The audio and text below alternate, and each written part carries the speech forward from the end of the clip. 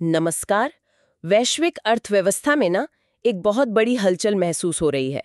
सवाल ये उठ रहा है कि क्या अमेरिकी डॉलर का जो दबदबा दशकों से चला आ रहा था वो अब खत्म हो रहा है। हाँ, ये सवाल तो है, क्योंकि दुनिया भर के देश, खासकर जो ये ब्रिक्स वाले देश हैं, वो अब आपस में व्यापार के लिए अपनी ही करेंसी इस्तेमाल करने लगे हैं। और अभी हाल ही में खबर आई कि भारत और सऊदी अरब के बीच भी रुपये और रियाल में व्यापार शुरू हो गया है। तो क्या ये दुनिया का डी अमेरिकनाइजेशन है, इसकी शुरुआत है?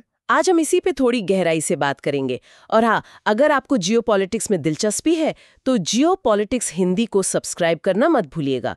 तो चलिए शुरू करते हैं। पहला बड़ा संकेत तो साफ दिख रहा है। भारत, रूस, चीन और अब सऊदी अरब जैसे कई देश हैं। हाँ, मतलब ये सब बड़े देश डॉलर को साइड करके अपनी करेंसी में लेन देन कर रहे हैं। पर ऐसा हो क्यों रहा है? ये बदलाव आया क्यों? देखिए, इसकी एक बड़ी वजह तो अमेरिका की जो नीतियां रही हैं उनको लेकर भरोसा घटा है दुनिया में। जैसे वो कभी ट्रेड वॉर छेड़ देते हैं या किसी देश की संपत्ति फ्रीज कर दी। इन सब चीजों से एक अनिश्चितता बनी है। अच्छा। और मिसाल के तौर पर सऊदी अरब को ही देखिए। अमेरिका के साथ उनका दशकों पुराना पेट्रो डॉलर समझौता था। हाँ, जिसके तहत तेल का सारा व्यापार डॉलर में होता था। वही, उसको उन्होंने 2023 में रिन्यू ही नहीं किया। अच्छा, तो इसका असर दिख रहा है? बिल्कुल। अब चीन सऊदी अरब से तेल खरीद रहा है तो पेमेंट युआन में कर रहा है। इसको पेट्रो युआन कह रहे हैं लोग। और भारत? भारत भी यही कर रहा है। रूस से सऊदी अरब से व्यापार में रुपए का इस्तेमाल, मतलब पेट्रो रुपी सिस्टम बन रहा है। तो ये सिर्फ भरोसे वाली बात है या इसमें कुछ आर्थिक फायदा भी है इन देशों का? नहीं, आर्थिक फायदा भी है।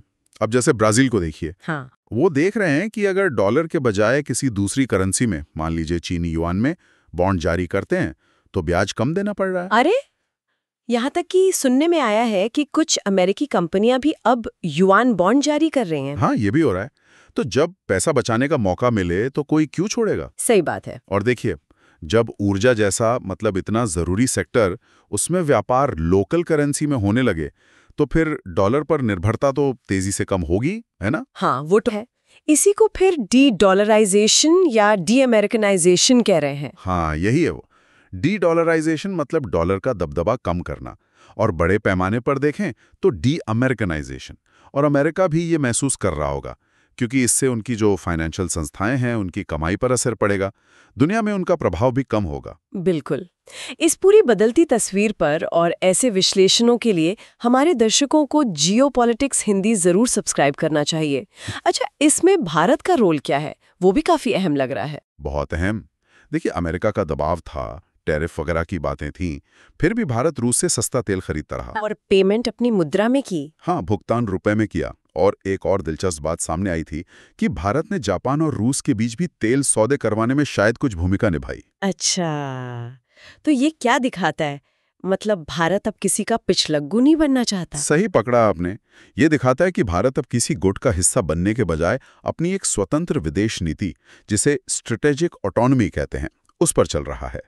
मतलब अपने राष्ट्रीय हित और अपनी संप्रभुता सबसे ऊपर। और इसके साथ एक और चीज हो रही है। भारत अपना सोने का भंडार बढ़ा रहा है तेजी से। सोना? उसका क्या कनेक्शन है इससे? कनेक्शन है। भारत सिर्फ खरीद ही नहीं रहा, बल्कि जो सोना विदेशों में रखा था, खासकर पश्चिमी देशों में, उसे वापस भी ला रहा है। अच्छा, और देश भी कर रहे हैं ऐसा? हाँ, जर्मनी, इटली, कई देश ऐसा कर रहे हैं। ये एक तरह से संकेत है कि वैश्विक वित्तीय प्रणाली जो अभी तक अमेरिका केंद्रित रही है, उसमें शायद भरोसे की कमी आ रही है। देश अपनी संपत्ति अपने पास रखना चाहते हैं। तो अगर ये सारे संकेत हम जोड़कर देखें तो क्या हम सच में कैसी दुनिया की तरफ बढ़ रहे हैं जहां किसी एक सुपर पावर का राज नहीं होगा? मतलब एक मल्टीपोलर वर्ल्ड। रुझान तो यही बता रहे हैं। देखिए, डॉलर वाली जो व्यवस्था थी उसको चुनौती तो मिल रही है साफ साफ, और एक मल्टीपोलर यानी बहुध्रुवीय विश्व व्यवस्था बनती दिख रही है, जिसमें भारत जैसे देश अपनी एक अलग, स्वतंत्र और अहम जगह बना रहे हैं। तो ये बदलाव अब सिर्फ बातों में नहीं है, जमीन पर उतर रहा है, असलियत बन रहा है। ये सोचने वाली बात है कि ये बदलाव आखिर कितना तेज होगा और दुनिया का अंतिम रूप क्या होगा, इस पर नजर रखनी होगी। आज के इस विश्लेषण में इतना ही। वैश्विक राजनीति और अर्थव्यवस्था पर ऐसे ही और गहरे विश्लेषणों के लिए जियोपॉलिटिक्स हिंदी को सब्सक्राइब करना याद रखिएगा।